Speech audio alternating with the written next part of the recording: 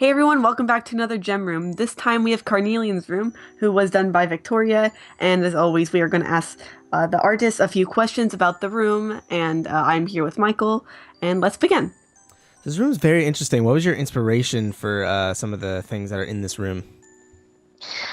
Well, I did a lot of research on Carnelian since we know virtually nothing about her, and I found out that they were used in like really old ancient times and like religious things and stuff. So Huh.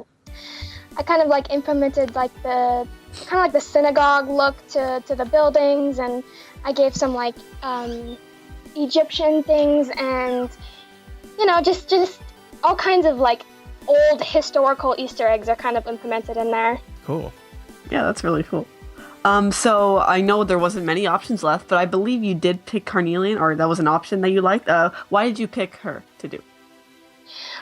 Well, we don't have very many red gems, and red is my favorite color. Besides garnet and ruby, that's really all we have, and I really love to draw amethyst. Amethyst, I feel like she gives like so much creative freedom when you're like drawing her hair and everything, so drawing like a red amethyst, it was just fun. So I was like, oh, let's do Carnelian, and I love working with red, so I Nice. just chose Carnelian. Cool. So, do you have any like headcanons for what this room can do, like magically? Yeah, I imagine that she's kind of like Amethyst. She's a little bit of a troublemaker, like type. So I decided like, and I figured the only thing that she has different is she wants to know more about the earth.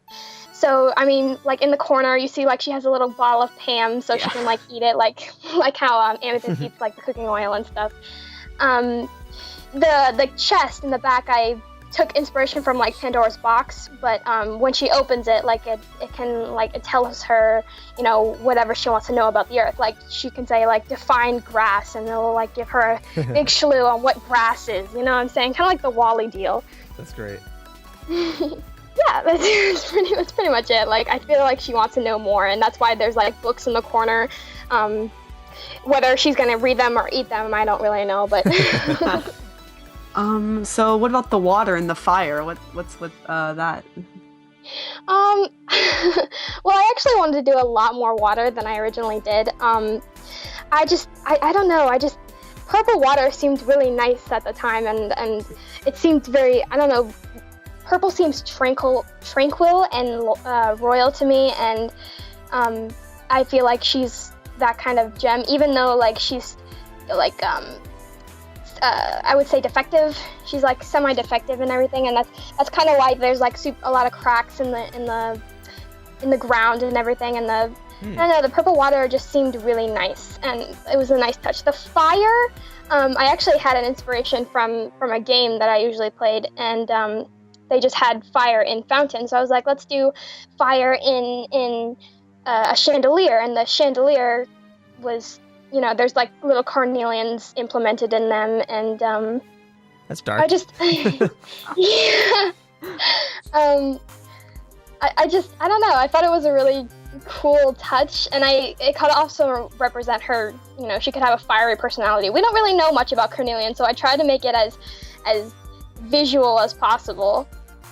Nice. I'm curious. What was the game that inspired the fire? Well, nobody knows what it is, but it's from Bandai Namco, and it's called Tales of Exilia, and there's like a whole Okay. Tales of series, so. Yeah, I know that series. Oh, awesome. So you mentioned you want to put more water in. Was there anything else that you want to put in the room that just didn't fit? Oh, so much. I wanted more stairs. I wanted to put a whole bedroom in, like a kind of like a royal bed set, and like lots of curtains. I wanted to do a lot more curtains. I just didn't have any more place to put them. I ran out of space.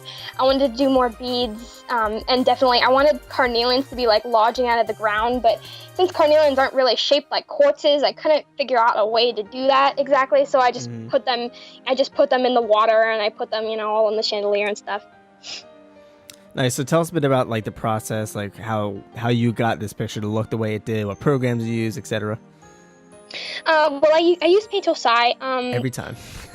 Every time, yeah, every time.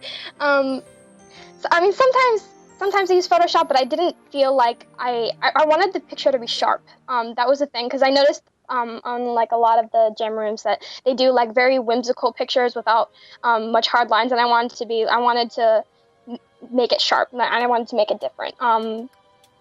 So I I don't know, I just started with a whole bunch of lines and kind of just threw everything together. I was actually kind of nervous about how it was going to look, but when I started coloring, it started looking better. The color was just all completely random. I had no idea what I was going to do. I just kind of threw it together, and I was like, okay, that looks great. Let's move on to the next thing. And I was just like, it was mostly a rush. But I'm pretty happy with how it came out. I think I changed the floor, the rocky floor. I probably changed that like 500 times. I changed it from purple to silver to red to blue. I just didn't know what I was gonna do. Well, it looks good. Thank you. But moving on to, more personal questions, do you have a personal favorite character or fusion from Steven Universe? Ooh, favorite character. I would say it's a gruesome tie between Pearl and Peridot. Always Pearl. Yeah. Pearl and Peridot, they're very dear to me. As far as a fusion, I love Malachite. I have to give it to Malachite every time. Nice. 2 Malachites in a row. Yeah. Yeah. So how about any favorite episodes? Can I say barnmates? You can say barnmates. Definitely barnmates. Yeah, I'm one of those trash weeb shippers, so definitely barnmates. I mean, popular opinion, I really love Mr. Greg.